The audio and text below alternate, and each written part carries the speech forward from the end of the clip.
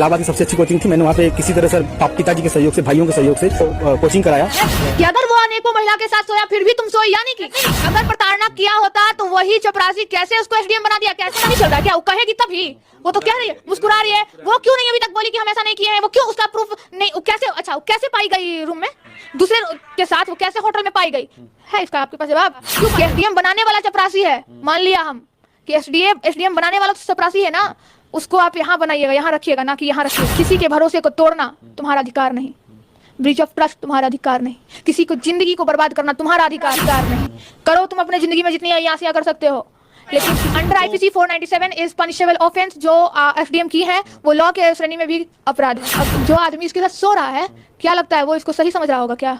आज हर तरफ से चली गई ना। हमारे साथ लॉ स्टूडेंट रूपम जी हैं और अभी सोशल मीडिया पे चल रहा है जिस तरीके से डीएम और एक चपरासी पति का कहानी, तो ये लॉ स्टूडेंट है, इनसे भी जानेंगे कि ये उस मुद्दे पर क्या अपना राय रखती हैं। पता है मुझे बहुत बुरा लग रहा है कि एक महिला के ऊपर रहा है। अच्छा। इसलिए मैं आक्रोशित हूँ, नहीं तो नहीं रहती। बात में हूँ फलाना ढिमकाना, पहले तो महिला हूँ ना। आप पूछ रहे हैं कि किसके सपोर्ट में हूँ? बिल्कुल आलोक के सपोर्ट में हूँ, खुल के बोल रही हूँ। अरे चपरासी नहीं, वो मेरे लिए समझिए एसडीएम तो वही है, क्योंकि एसडीएम बनाने वाला, ठीक है, एसडीएम बनाने वाला कौन है? वही चपरासी आलोक। लेकिन कहीं ना कहीं वो अपने मेरिट पे बनी है ना, उनको वो पढ़ने में तेज थी, उनको पढ़ने का मन कब किया। उसको माइंड से फ्री कौन किया? जब तक वो माइंड से फ्री नहीं रहेगी ना, कोई भी महिला नहीं आगे बढ़ पाएगी। माइंड से फ्री कौन किया? तुम आजाद रहो, तुम पढ़ो लिखो, तुम्हारा घर का काम हम कर देंगे, तुम्हारे बच्चे को संभाल देंगे, तुम पढ़ो, हम तुम्हारा पैसा भी कमा के देंगे तुम्हारी पढ़ाई के लिए। कौन दिया?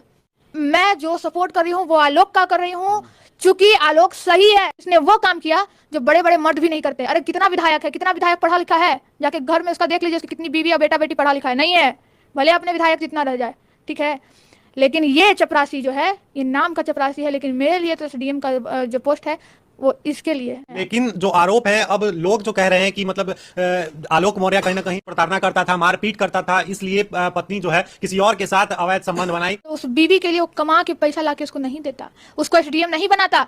आप एसडीएम का चेहरा देख लीजिए और इसका भी चेहरा पे तो नहीं जाते हैं, लेकिन वो हंसी, वो ऑडियो सुनिए ना, वो ऑडियो का घमंड से जो बात कर रही है। लेकिन पहले प्यार था, पहले वो कमा के एसडीएम बनाता है, लेकिन एसडीएम बनने के बाद कहीं ना कहीं आलोक को लगता है कि अब ये एसडीएम बन गई है, अब मेरा क्या होगा, हमको पूछ नहीं रही है, हम एक चपरासी है। तो गलत क्या सोच रहा है? इसके ऑफिस में काम करता है। अरे तो गलत क्या सोच रहा है? सही तो सोच रहा है वो कि एसडीएम बन गई है तो हमको पूछ नहीं रही है। नहीं पूछ रही होगी, लेकिन उसका गलती है ना ज्योति मौर्य का कि एसडीएम बनाने वाला चपरासी है। मान लिया हम कि एसडीएम बनाने वाला तो चपरासी है ना, उसको आप यहाँ बनाइएगा, यहाँ रखिएगा, ना कि यहाँ रखिएगा।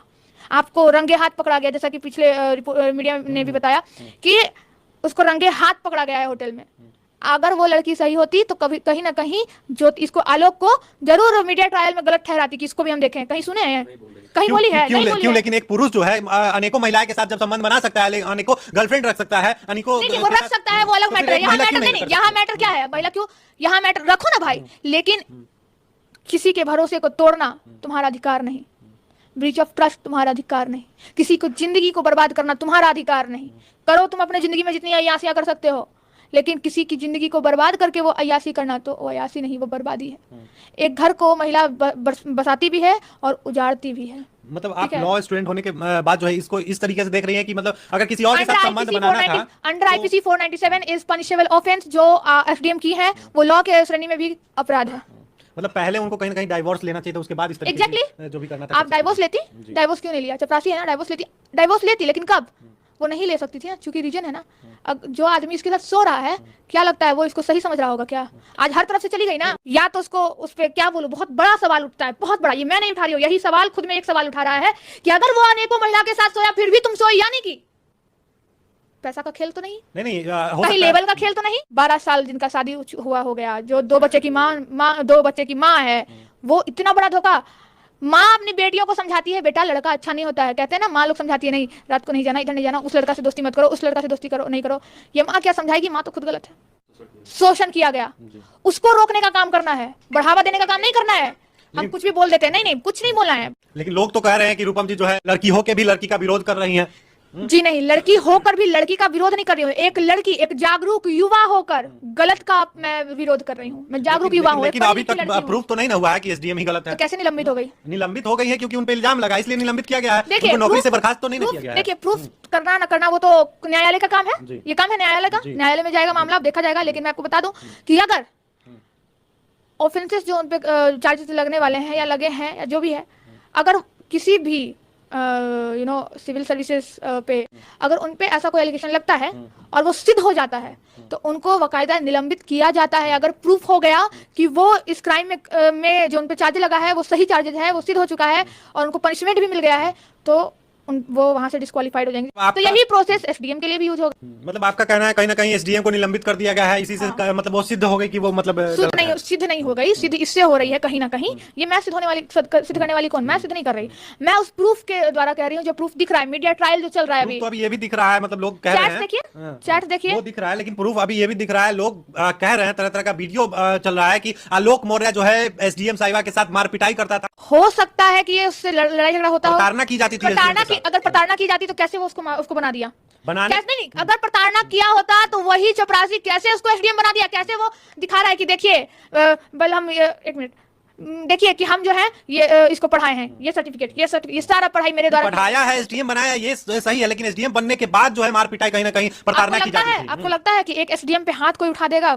और पत्नी जो है एक पति के लिए सिर्फ पत्नी है ना कि एसडीएम और एसपी है।